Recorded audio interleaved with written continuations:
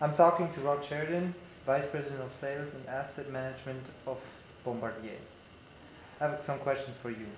Could you give us some updates on the series test program? Sure.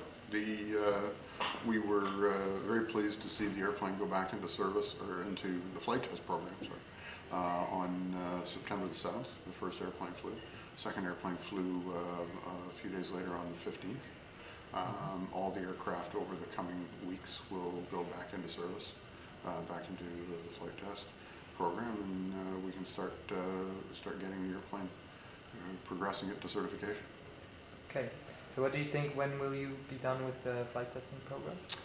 It's not something I'm going to speculate on, but you know, we have a lot of work to do on the flight test program. There's no question. The next big milestone will be the CS300 going into the air. Mm-hmm.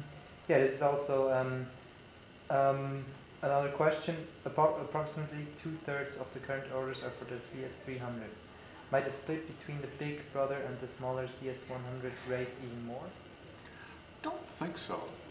We always envisioned it being sort of that way, and that the 300 would probably outsell the 100.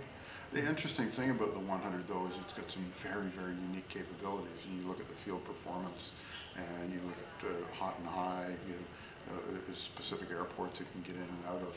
It's a very, very unique airplane. Mm-hmm. And so it will attract certain specific operators. There's no question about that, but I don't think anybody would change our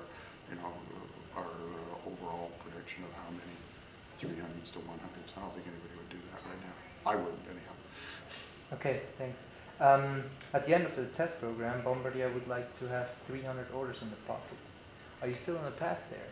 Well, I think the statement was at an ISTAT some years ago, and I thought it was 300 orders at entry into service.